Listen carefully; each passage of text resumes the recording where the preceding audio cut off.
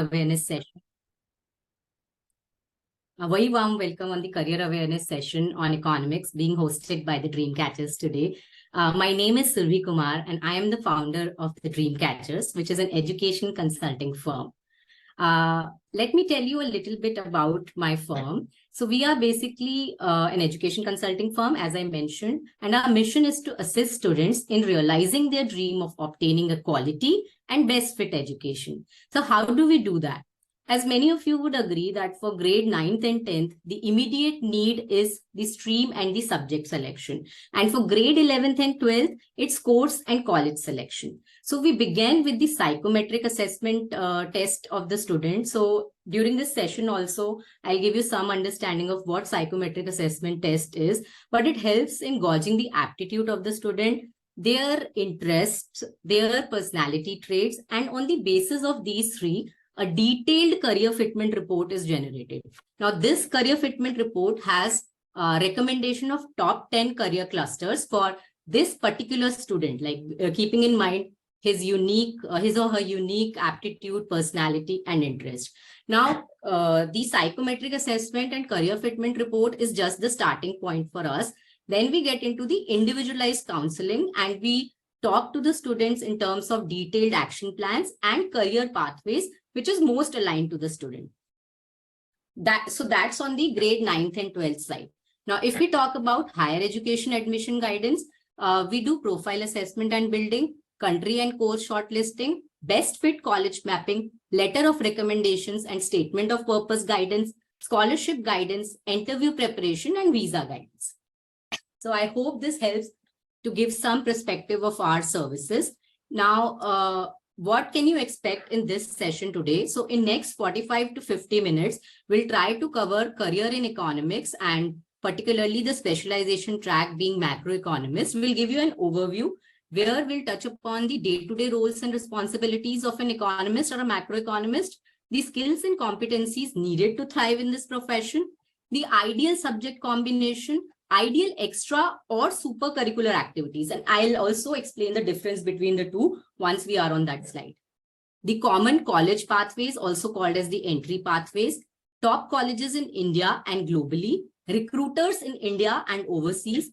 And the highlight for today's session is the Fireside Chat with Mr. Dhananjay Sinha, who is an accomplished macroeconomist. We'll try to keep some time for Q&A as well. So just keep posting your queries, your questions in the Q&A chat box. And depending on the time we have in hand, we'll take few questions and even from the live audience as well. Okay. Moving on. So I believe many of you, especially students who have joined us today, you are passionate about the field of economics. So I just want to start with a warm-up quiz. Just assuming that you are aware about economics and the key personalities in this space. So I'll just launch a small question. You should be seeing it on your screen now. The question is, who out of the following is currently the chief economist of the International Monetary Fund? And I am seeing few responses coming in. Great.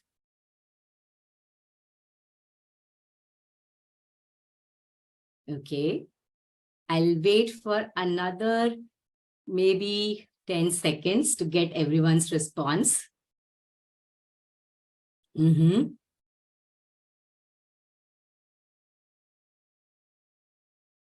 Okay, so in the interest of time, I'm ending the poll now. I haven't received everyone's responses, but yeah, majority of you have responded. So let me end the poll and I'm just sharing the results. So majority answered it correctly. Actually, it's Pierre Oliver Gorenchas. I know many of you might confuse with Geeta Gopinath. She was the chief economist at IMF before Pierre Oliver Gorenchas, right? But good to see that majority of you answered it correctly. Great. Okay, coming back to our content. So I'll just start with setting some base. So what is economics? Economics is a social science that focuses on the production, distribution, and consumption of goods and services and analyzes the choices that individuals, businesses, governments, and nations make to allocate resources.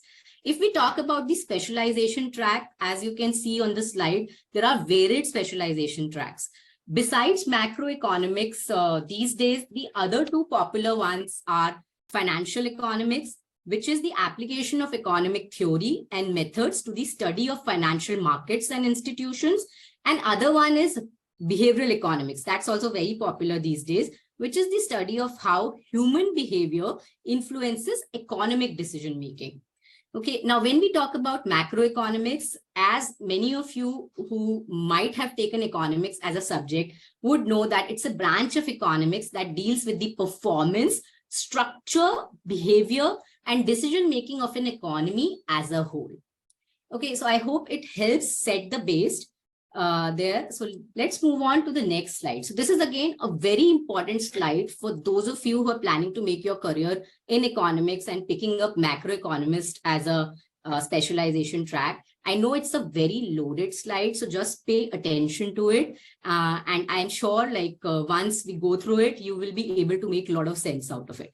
So when we talk about the key roles and responsibilities, monitoring and analyzing economic data, econometrics, which is more around dealing with the economic models to kind of create economic policies as well, studying the economic impact of laws, regulations, and policies, forecasting and predictions, research and publications, policy recommendations, again, doing economic modeling, consulting clients on the efficacy of political policies which are launched, products or services on industries and businesses. So the overall impact of those policies, advising on solutions to economic problems for a company, government, or think tank. Now, if we talk about skills and competencies, now again, just in your mind, try to map these skills and competencies with the roles and responsibilities I just mentioned, and you might be able to correlate it well. So this field requires strong analytical skills, no doubt about it. Having good research skills, very important. Good quantitative aptitude, very much needed. Having a curious mindset and a multi-dimensional thinking would take you places. Good problem-solving skills, communication skills, especially like written communication, very much needed. Good organization skills, reading skills, good data comprehension and interpretation skills, high judgment skills, high logical reasoning skills, and even the basic programming skills like knowing Python and R would definitely help, because as an economist, you might have to enter into doing a lot of data crunching and kind of doing statistical analysis as well. Okay, moving on about the ideal subjects to study. Again, economics is a neutral career, meaning that you can start taking economics courses in your bachelor's, even if you come from science stream, even if you come from humanities, arts, or mix of those, right? So it doesn't really have any mandatory stream to be there to pursue your career in economics. But we are trying to recommend the ideal subjects to study. So economics, definitely, sociology, political science, anthropology, mathematics, and statistics. I would want to kind of bust a myth here, because I have seen sometimes students not giving that much importance to mathematics and statistics when they take economics as a course. But let me tell you, in the practical world, this will really help you if you have a good foundation in statistics and in mathematics. Even taking history as a subject would really help connect the dots in a lot of analysis which you will do. Now, moving on to supercurricular and extracurricular activities. A difference between supercurricular and extracurricular activities is supercurricular activities are those which are focused on hard skills. So basically, if you take these activities, it will be very subject oriented. Okay. And extracurricular is more around the softer aspects of that career. It will help you develop those skills as well, right? Just try to visualize a T. So a horizontal line of T is more extracurricular, but the vertical line is more a supercurricular. So you are going deep into the subject. So join economics club, publish research papers and do research projects. If you're not able to publish papers, at least read those. Take internships at economic think tank. If you take a bachelor's course in economics, try to take a research assistantship under some professor. Join a summer school in your class 11th or 12th break. Attend some test lectures at universities, and there are at times options of taking some free of cost test lectures at good universities as well. listen to TED Talks on economics, takes Economic Olympiad. Okay, these will help you build your super curricular. Extracurricular, join debating society. Model United Nation is a very good platform, which I think many of the schools offer these days, and you should try to take it up as well. Okay. So I hope this was informative. Time for another small quiz again. And I know some of you have joined our earlier career awareness session on business journalism. So you might already know about it, but let's take the question again for the benefit of those who are not aware about it. Okay, I am starting to see responses coming in. So the statement is, psychometric assessments provide objective data about an individual psychological profile. True or false? Great. I'll keep the poll open for another 10 seconds.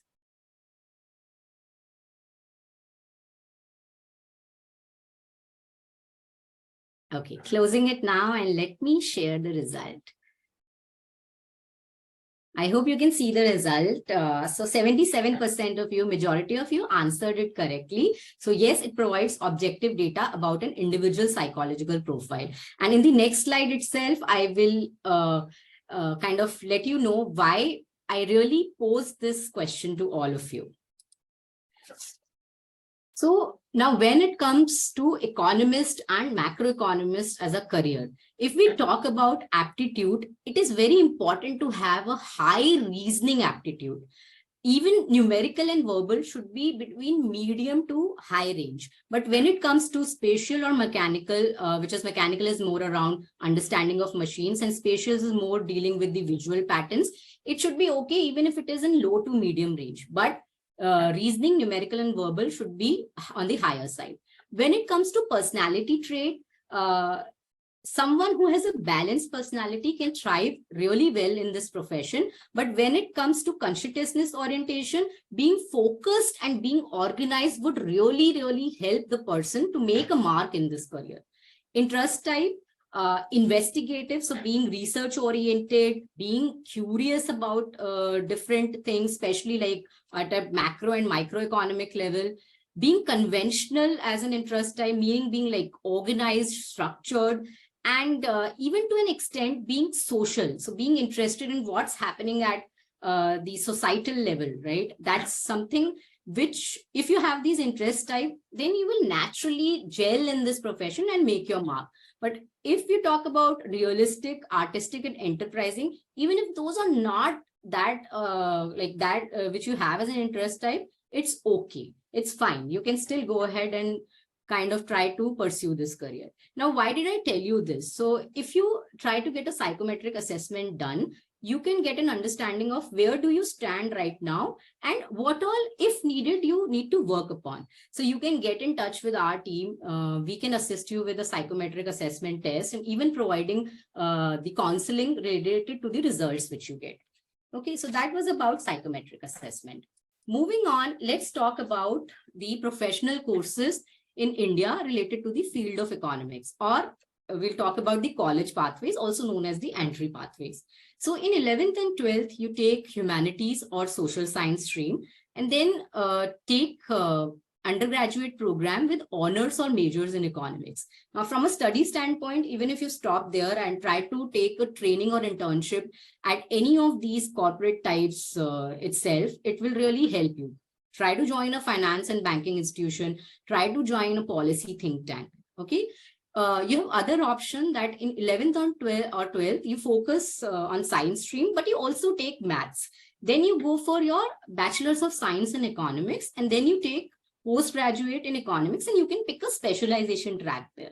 Another pathway is you again take any subject stream in 11th and 12th, try to take economics and maths as a combination. Then in your undergraduate program, you can go with a very solid combination of economics, statistics, and mathematics. Okay, now then you can move to doing postgraduate in economics and again picking a specialization track.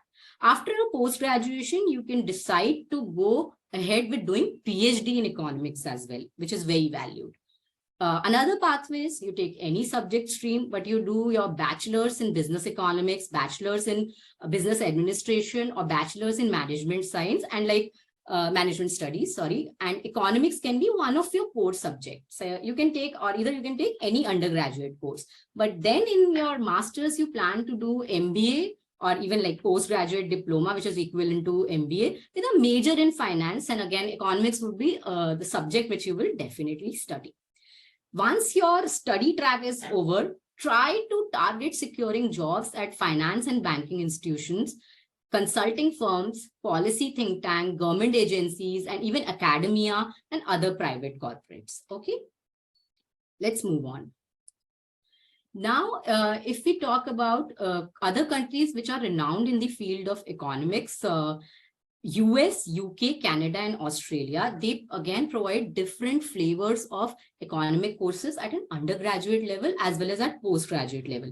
And even at postgraduate level, you can plan to do your MBA as well from any of these countries. Now, one thing which I would want to clarify that US offers BS in economics at undergraduate level, but it may or may not be considered as a STEM course. So that really varies from university to university. Now, if you want to really understand how you can make your profile better in terms of targeting these countries or these colleges, do get in touch with us and we can help you with that. And even with the core and electives, which will really help in this career as well.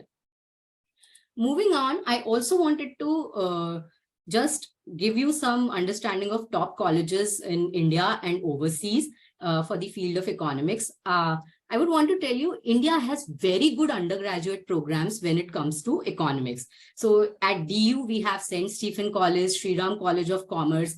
We have Madras School of Economics. We have Delhi School of Economics. We have JNU. We have Indian Institute of Statistical Research. At University of Mumbai, St. Xavier's is very much known for its economics course. And even the new age universities like Ashoka, Kriya, Flame, they are coming up with good courses in the field of economics. In US, all the Ivy Leagues offer the economics courses at undergraduate as well as postgraduate level. And even MIT offers that. So herein, I have tried to put the top 5 colleges from each of those countries when the economic courses is concerned. Canada, popular universities like University of Toronto, McGill, University of British Columbia. UK, how can we forget London School of Economics, right? It's the pioneer or one of the pioneers in the field of economics. University of Cambridge, University of Oxford, and others. Even at Australia, many, I would say many established universities provide courses in economics. Besides these countries, even National University of Singapore and few colleges in Europe are also popular or renowned for economic courses. So do consider those as well if you're planning to do your international studies in the field of economics. Let's move on. So in the next slide, I just wanted to provide you some understanding of what are the different corporate types of firms where you can expect to work after you complete your study track. So here in India, our Niti Aayog, our own policy think tank, globally Economic Policy Institute, regulatory bodies like SEBI and ECB, financial and banking institutions like brokering firms as well, and even the broking houses too, Morgan Stanley, another big player in finance and banking space, research institutions and academia, consulting firms, big 5, they do hire people from the field of economics. Even corporates as well, specifically in the strategy roles, they really prefer people coming from a field of economics as well, because they can contribute a lot from a strategy standpoint as well. Okay, so that was from my side, and I spoke at length. I know it was a lot of information to digest, but feel free to touch base with us if you would want to know more about it. Now, we are at the much awaited section of our session today, and I hope we have Dhananjay with us. I do see him. Good morning, Dhananjay. How are you? I hope you can hear me. I see you are on mute.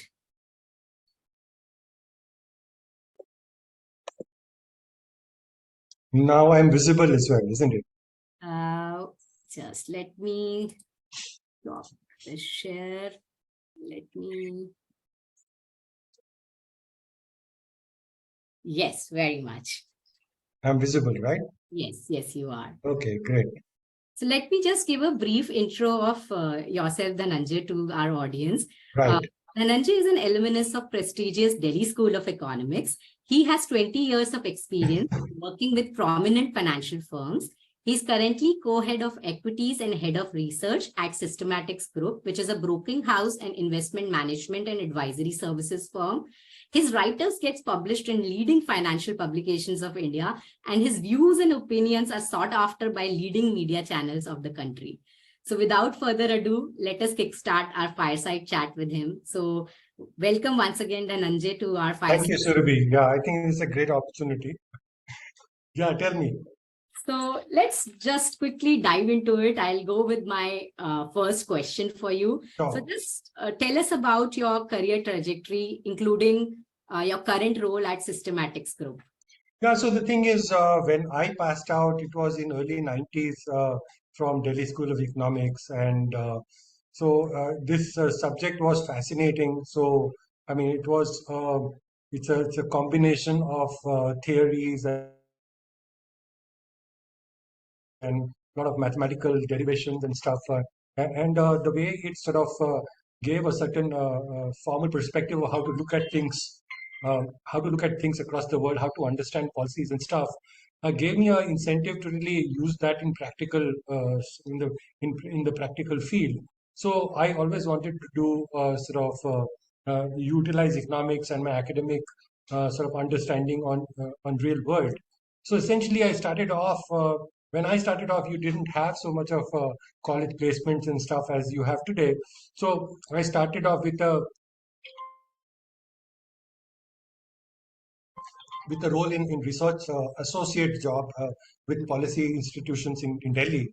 So it was something called Center for Policy Research. And I sort of did a lot of projects with respect to the liberalization that was happening in India and the fallout of that. So I started off from there. And somewhere around late 90s, I came to Mumbai and started applying the same in the field of financial markets. And I joined.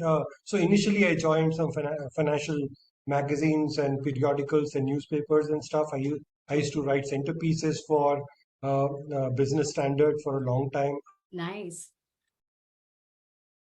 I had a fascination for bonds and fixed income, so I did a lot of write up there. Then I was selected by a bank for the treasury research role. So a lot of advisory work that banks require with respect to their treasury operations, their asset liability management. So I was sort of advising the board and the chairman, etc. So it was really at the beginning of the career. I joined a banking firm and then into investment banking firms such as J. Morgan Stanley, ICICI Bank, and I also worked for global firms as well. So I think those were the initial ways through which I sort of started off my career. It was not like the way people have it now, where you have sort of career, campus selections and all. So Okay. I worked my way through. Yeah. Great. Very good to know about your trajectory there, Dhananjay. And I know you did touch upon your educational background, but before Delhi School of Economics, like what you started off with, like in your bachelor's or even in your school. So I think it has actually evolved since my school days, I would say, and how I progressed.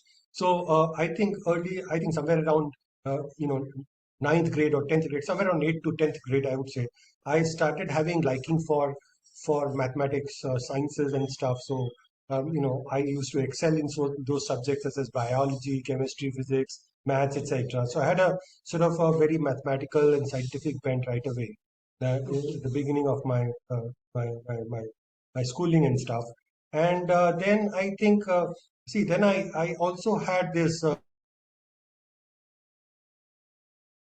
subject called accounting. So Okay. in my plus two, I took commerce and stuff with mathematics. So I had a good grip on accounting, commerce, economics, and mathematics. So I had a whole set of stuff. And so then I moved to Delhi and all, and so I got an admission in a good college in Delhi, and I did graduation in economics, and it was fascinating. I sort of explored more on economics, and I started developing a passion for the subject, especially the mathematical stuff, and also a lot of calculus is utilized Yeah. in your graduations and stuff, and higher studies as far as economics is concerned. So subsequently, I got admission in Delhi School of Economics, and a lot of application of mathematics was there. So I think that's how it has progressed. Initially, I wanted to do a chartered accountancy, but once I started reading economics, and I thought this was a subject I should sort of explore more, because it has got a lot of it actually evolves a lot of your faculties in terms of thinking process and stuff, and it is very flexible, and so it's applicable across multiple things. So I think that was really fascinating. Very true. I think it helps develop that multi-dimensional thinking as well. Yes. Excellent. Now, like, I know you have been in the industry for 20 years, and Yes. keeping in mind the current scenarios, what do you think that what is the right educational background which will be valuable for someone who is planning to pursue a career in the field of economics? So, in terms of you're asking about the academic background that one should have. Yes, educational background, because it's a neutral career and people from many different streams can come and start with this, right? But what do you think would be the most valuable one? So, I think as far as this faculty is concerned, economics, I mean, especially in the field that I am in, where it's more like financial markets and places. So, I think what is generally what we face is that everybody has a view about things that are happening. So people can read newspapers and stuff, and everybody can have formal view.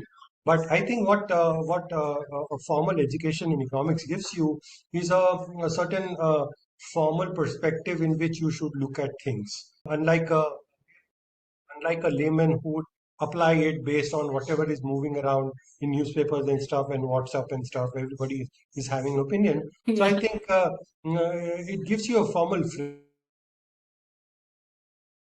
framework, and hence your ability to express your views and thoughts and do your proper analysis. So there is a certain views that are going around in newspaper, and there is an analysis part, an analytical based view that you do. So in terms of your hence the skills and academic background that one should have, I think it is important to I think what has helped me is this whole background and the choice that I made to keep mathematics as an important thing. That sort of helps in a lot of advanced statistics that you study while doing higher level of courses in economics. In terms of the background, one should choose a good college and which has got a reputed faculty and stuff. And definitely one should have a post graduation, so you can specialize on a subject that you want to look at. So there are multiple applications, then you can choose what you want to do, which areas meet your aspirations and passions and stuff. You choose your field. So a master's is definitely from a good institution is a valued thing in the career, and in terms of how you sort of get selected in various places, depending on which field you choose, you should also build upon multiple, I would say, certifications. Nowadays, there are a lot of online certifications or certifications from reputed institutions that are offered. Unlike our times when you had to really go to universities, today you have a lot of certifications available across the world at economical packages and stuff. So there are a lot of things you should actually evolve and earn your certification. These, especially from my standpoint, quantitative skills on data science, artificial intelligence, and a lot of these things are applicable as well in the field of economics also. So this AI and stuff and data analytics are applicable across multiple sectors, but also relevant from economic standpoint. So I think your basic education from good institutions and an overlay of multiple certifications that you can earn. People who want to do academics can do doctoral and all, so you can do that. So it depends on what is the path you want to take going forward. True. And this is a faculty that opens up opportunities across multiple sectors, multiple discipline, multiple institutions. You mentioned some of those in your presentation. So I think you can choose what you want to do and select your courses, your education background accordingly. Great. Definitely. I think these are valuable insights for all the students here, and they can really start thinking how they can prepare themselves better, right? If they want to make their career in this field. Let's move on to your experience as well, right? In the last 20 years plus, from that, can you share some of the rewards and challenges which you faced in your journey, and any personal anecdotes would also be helpful to have? So I think there are multiple. So since I have a long career, there are multiple episodes or ups and downs that I faced. So the thing is, I'll start with challenges. So the thing is, the challenge essentially is first of all, you need to earn the level of confidence and analytical skills through experience, through application of etc., to come up with a sort of a cogent thesis about whatever you're doing. So in my career, for instance, I've mostly been on the side of advising people, be it a bank board, or the asset liability management committee or risk committee, or even in the equity market where I am in today, advising a lot of investors on where they should be putting their money. So the thing is that this role essentially then sort of many a times actually challenges the status quo. A bank may be working in a certain way with a certain strategy and all, but an economist has since he's got a sort of ability to look forward and see things at the inflection points, things do change. Whereas corporates and all, or various guys who are actually being advised by you, may be working on a certain linear fashion. So if there are changes that can happen, then if you're telling them to change, sometimes it gets very, very challenging to convince a lot of people and stakeholders to change their thoughts, especially because you are having a certain insight with respect to the data analytics or data analysis that you do. So the thing is that uh,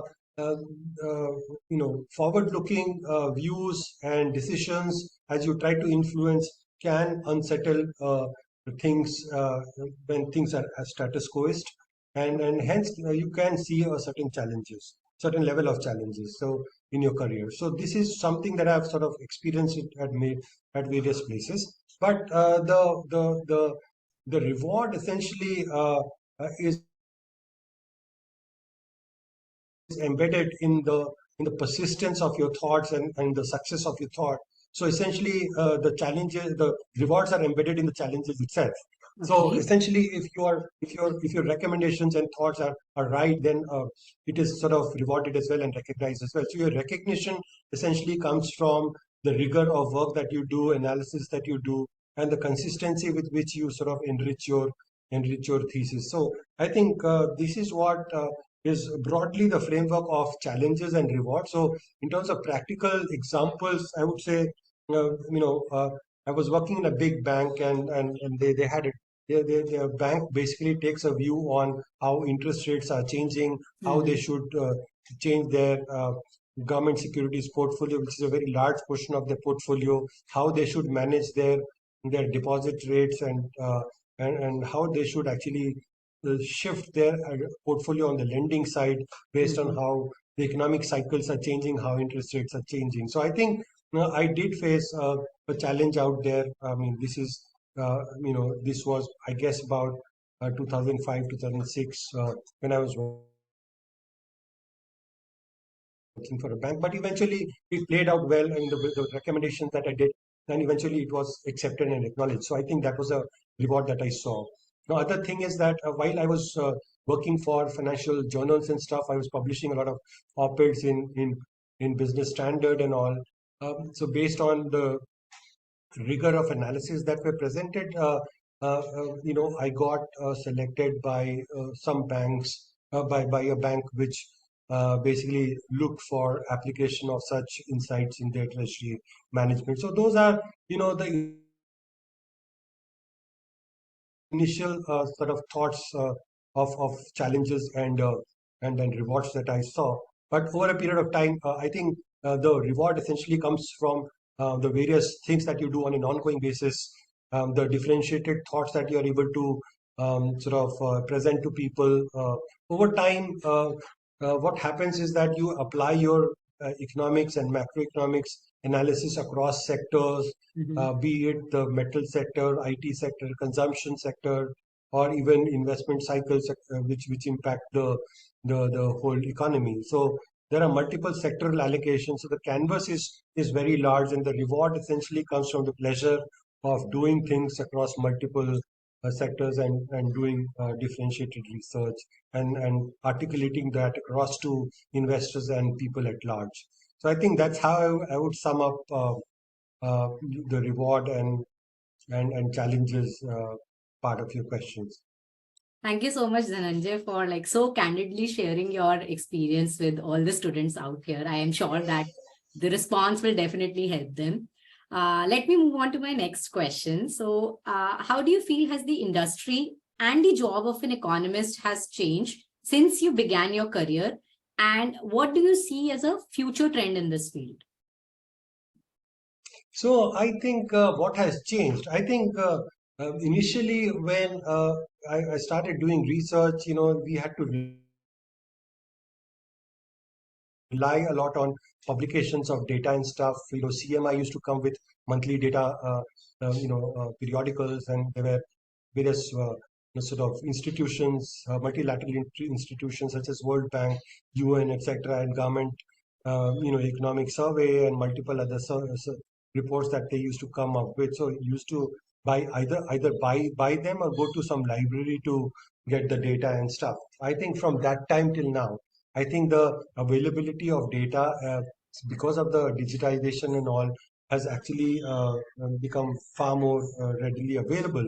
Okay. So the rigor of data that goes into your analysis and research has actually increased many fold. So I think what it does is to really create enormous opportunity for you to cut across multiple data, so that the amount of effort that you invest in data is much lesser. Everything is available at the click of a button. So a lot of data availability is there.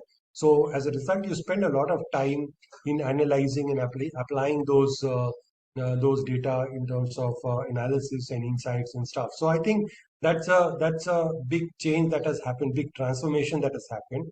As a result of all this, what has happened also is that the application of statistical tools, etc., now available through various packages and all. You have you have eViews or other packages that you have. You can feed your data into that. You can do an analysis, statistical analysis, and empirical analysis, and come up with your inferences. And also that's a big change that has happened over the past 20 years. The other thing is that the information that is available now is fast, and across the world. What is happening in US is available to people sitting in India remotely at any place in India. So through internet and digitization and the IT access that we have, the information availability is very fast. As a result of that, what happens is that what used to, companies used to plan things 5 years in advance. They used to look at what they would do 10 years ahead, etc. I think those things have actually shortened because the availability of information is very, very quick, and there's a lot of speed at which things change. So economic cycle, etc., have started changing very fast because of availability of information, and that essentially also creates a sort of a opportunity for practicing economy, especially to really adopt to such changes and create create changes in their thought process Okay. and framework. So I think those are the big changes that have happened. So data application of data, availability of data, data analytics, etc., essentially has made this whole practice very rich, and it is applicable across businesses. So I think multiple people, multiple organizations, hence are sort of also looking for such talents across businesses. Okay. I think this might be a good segue for my next question. And you did touch upon some part of it in your earlier responses. But apart from like working in financial markets, what are the other industries which will really recruit a person from the field of economics? So as sort of I addressed earlier, I think there are depend. See, the thing is, it is applicable across multiple organizations and companies, etc. So Mm-hmm. things that I have seen people, industries where I have seen people getting employed with such talent are significantly in the financial field, such as banks, insurance, financial markets, etc. So there is a sort of a one set of companies that are engaged in financial sector, be it data analytics, business analytics, or even application of data analytics with respect to markets, market behavior, how you predict markets, etc. Yeah. So that is one set of stuff. Then there are corporate bodies also, associations Mm-hmm. who sort of represent, who represent various industries and industry voices to the government and policymakers. So corporate bodies and associations sort of utilize such talent. Then there are think tanks which are basically doing assigned work for the government or for corporates or even global institutions. So they get projects wherein you study a particular focused topic of business interest. Mm-hmm. Think tanks are there in India and across the world. Surabhi, you mentioned listed some of them. Yeah. Then there are policy making bodies within the government. You have Niti Aayog, you mentioned one of them. And there are multiple other, independent policy decision making, policy analysis, research organizations that are there. I started off working for one of them called Center for Policy Research in Delhi. And then Okay. this whole faculty of data analytics and data science, which utilizes economists as well. So let's say if you're looking at retail companies and retail giants and stuff who have a lot of data with respect to transactions by individuals at point of sales. So you generate a lot of data, try to predict demand situation, supply situation, inventory situation, consumer behavior, Mm-hmm. price point behavior, or price elasticity stuff. So there is a lot of application of data analytics out there. Then Mm-hmm. you have academics, teaching, somebody who's interested in teaching and stuff, and academic research, etc. You Yeah. can do that. And then are multilateral agencies globally, IMF and various UN institutions are there, and WTO and trade bodies across the world. So I think there are a whole array of organizations and companies that you can work for. Great.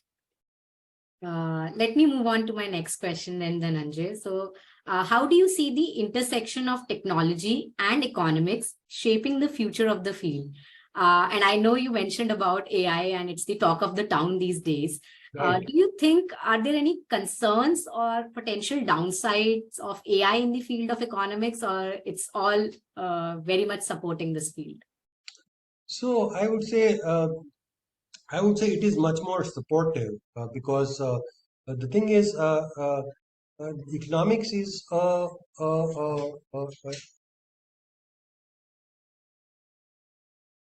sort of impure science. So it's kind of a lot of mathematics, etc. The whole idea is to really model human behavior using statistical models or mathematical models. But it is not a perfect science. So I would say Mhm. there is a lot of subjectivity involved while it is quasi empirical and quasi mathematical. there is a lot of human intervention that is there. So I would say that what data analytics and AI do is to really aid the rigor or enhance the rigor with which you can look at data. But eventually, what you read out of the data has to be done by humans. So I think since it is a impure science, um, so the application of human mind is always there. So I would say that the way I look at it and what I have experienced is that availability of data and application of data tools and stuff is only enhancing the research thing or analysis of data. Eventually, how you sort of infer and how you put things together requires a lot of human subjectivity and all. So, hence, I would say that it's uh, for basic stuff there is a sort of cutting down of efforts that are required, human efforts that are required. But eventually, the way the inferences have to be applied, it enhances the richness of the analysis. So I think. It's both ways, but I would say net it is positive. I think it's very assuring to hear this, especially when these days the news flow is AI taking over the jobs in next few decades or so. So it's very assuring to hear that in the field of economics, it will be more of a supporting thing as such. Right. Okay, my next question is what advice and tips do you have for someone who is interested in pursuing a career in the field of economics, like especially the students out here? What would you advise and provide some tips as well? I think you should have a you should I think you should have a passion to get into this field, and basically you should have a sort of a bent of mind of inquisitiveness and trying to sort of you should have a sense of inquiry and try to see what is happening across the world, try to assimilate developments that are happening. So my advice is to really if people are getting into this area this field, they should have a sort of a empirical bent of mind, a quasi scientific bent of mind and logical thinking, how you sort of assimilate data and stuff, and your ability to sort of link multiple things which are not very clearly defined. So Mhm. multiple things which are moving in parts and having an influence on certain topic that you're working on. That bent of mind has to be there. So I think so. You should have a sense of inquiry and a spirit to find solutions and answers based on data, empirical work, and scientific approach and logical thinking. Um, uh, uh, you know, to excel in this field. Of course, all the subjects, all the academic things that are required help you sort of formalize those thought process and all.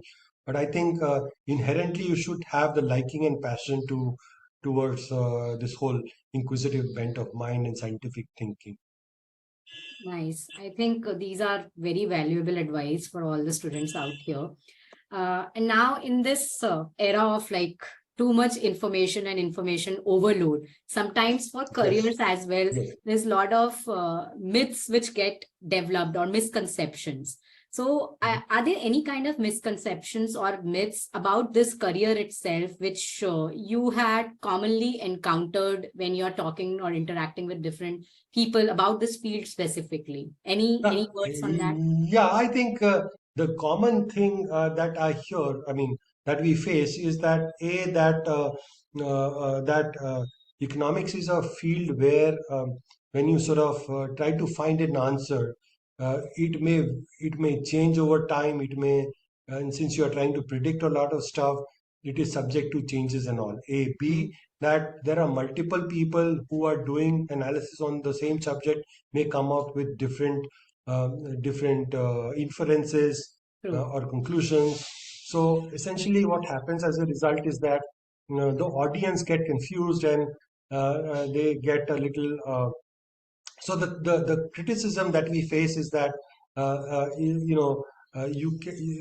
is no defined answer for a particular question. For instance, right now I'm sort of I have written on poverty. There is a ongoing poverty debate in India, and basically there are various authors who have come up with empirical evidences to show that poverty in India has actually increased, especially after COVID, and let's say after in the last decade or so. There are some people who are saying that it has decreased, and these are a lot of authors who are actually doing work for the government and stuff. And there are equal number of people or more number of people who are actually debunking such conclusions. So this is one topic that is there. So again, from a audience standpoint, people are getting different answers. But what I have sort of tried to look at is to do some empirical work and see if the poverty in India has actually reduced. What are the characteristics one should actually expect, and what is the data telling us? So essentially, this subject and this faculty gives you different answers, and different people have different standpoints and different sort of background and all. They come up with different sort of inferences. But if you look at honest data analysis and all, you do a lot of application of multiple things, then you will be able to know whether it is true, what is the right answer. So that is one area that sort of exemplifies the kind of sort of criticism this field is faced with. But Okay. that also creates opportunities for creativity and debate. So that's the good fun thing about this faculty. Great, great. Good to know that. Uh, my last question here, Dhananjay, how does the field of economics intersect with other disciplines such as politics, finance, and other social science subjects? Can you just throw some light on that from your Yeah, experience? absolutely correct. So I think over time, what I just mentioned, and that over time, what you understand is that this field essentially provides an opportunity to apply your framework across multiple industries. For my own example, essentially, if I take that, initially I started looking at a lot of financial markets, especially bonds, equities, then commodities and fixed income and currency markets, etc.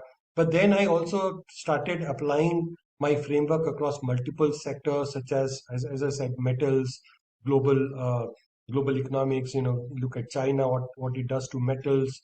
What does IT sector? How is the IT sector evolving? There are economics behind the IT sector evolution, especially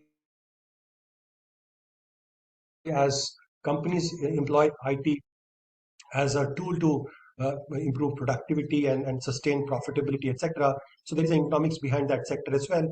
Likewise, how Indian consumers are changing their pattern of consumption also has to do with what is happening to their income levels, employment, etc. So I think there is application there as well. So I think a lot of these things have applications across multiple sectors, across policies for the government. For instance, this whole debate on poverty and employment, etc., is an important takeaway for the policy makers. And also it has an implication for politics as well. The way policies are evolved by various governments, various political parties, etc., have a lot of economic implications, and hence a lot of see, there's an application of economic analysis on politics as well. So, for Mhm. instance, one example I would say, way back in, I would say, 2004, 5, or 2006, based on the analysis on poverty and the way employment generation is happening and how structural transformation in India has happened, the government of the day actually came up with a program called Manrega, which was relevant, especially for the rural sector. So I think that became a significant policy tool for the government, and also it was politically debated. Then we had the Food Security Bill that was introduced in 2006, and then it got passed in 2013, and also the government of the day focused a lot on enhancing food grain production, etc., because the government was working towards ensuring food securities, and that was very helpful. Both Manrega and Food Security Act Mhm. helped in the post COVID or pandemic situation. So that helped the country a lot. So there was a lot of policy debate out there, and there was a lot of political debate on that as well. So I think a lot of these entitlement programs with the current government is also come up with respect to housing and water availability, drinking water Mhm. availability, etc. Have both political or even the free food distribution that was initiated after the during the pandemic time, essentially also had policy and political application. So those are examples I would say one can highlight. Great. Thank you. I know through this conversation, people got to know about this field better. And I would say this might be an opportunity to know a person as well better, besides being an established macroeconomist, I would say. So I would ask you rapid fire questions just on the lighter note. I hope you are ready for those, Yeah, Dhananjay. yeah, go ahead. Okay. So one fun fact about you. So one fun fact. So the thing is, you know, Uh, I am multi-dimensional in my hobbies also. So the thing Okay. is, over time, I've tried to do a lot of creative artwork and stuff, be it fine arts or even something like you know handicrafts and stuff, or even driving around the country. I love driving around to various places. I do go for long drives across the country. So Mm-hmm. those are the things that I do just to chill out. And the thing is, while my work involves a lot of rigorous work and a lot of work on data and stuff, so it requires a lot of long hours. But I tend to break through that and suddenly change my mood and do something which is a more fun thing. Do some artwork, play music, or do such things. So travel around. So I think that's how I sort of utilize my time when I sort of want to relax. Interesting. So if not an economist, then what would you be? So the thing is, that's a tough question, but I think if I go back to when I was in school, I thought I would be a good doctor, maybe a surgeon and all. Oh, So okay. as I said, I was very good in science and stuff. So especially biology and chemistry and stuff. I thought I could be a doctor as well. I mean, really at the beginning. Um, then, as I said, I thought I would be a CA and all. So things changed. So I think so that's how it is. Yeah. Okay. So one last question from the rapid fire bag. If you could have one superpower, what would that be? So a lot of it actually, Just one. if the if the time machine could have been unwound and taken back, a lot of things, especially with respect to how I would manage my finances and all, how I would invest and all, I could have could have been much better than what I did possibly. So you know, those are some of the things I would say. I mean, maybe I would have earned a PhD as well. So, you know, Interesting. That's if the great. if the time machine were to work backward. True, true. Yeah. Okay, thank you so much for all those insights, Dhananjay. And I know we are nearing time, so I'll just take one question which I kind of received from one person in the audience. Like, Sure. what is your opinion on courses like CFA or FRM for people in the field of economics? Should they take it up or should they not? So I think a lot of study that you do with respect to economics is also sort of entailed in the CFA course, especially the global US CFA that you want to do. So I think that is included. I think if somebody was not done sort of economic, commerce or accounting and all, financial analysis. I think that sort of fills in the gap.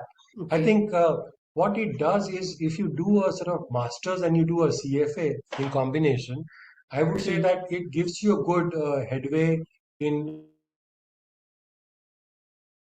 various organizations, especially in the financial sector.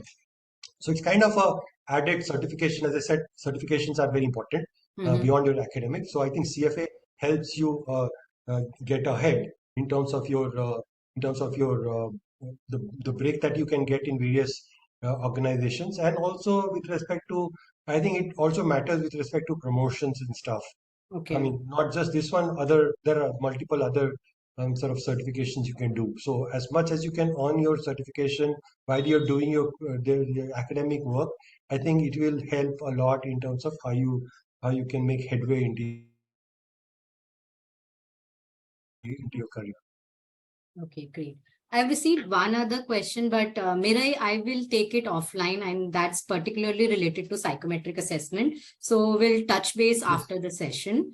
But thank you everyone for joining the session today. I hope it was insightful for each of you, and now you can think better in terms of how you can prepare yourself to make a successful career in the field of economics. You can reach out to us via call or via email. And we are also there on Facebook, Instagram, and LinkedIn. We are happy to assist you in any of your career needs. So thank you once again. And thank you so much, Dhananjay, for sparing time today to provide all the inputs to our students out here. Thank you, Surbi. I was happy out here. I was happy to talk to your audience. Thank you so much. Have a good one. Bye.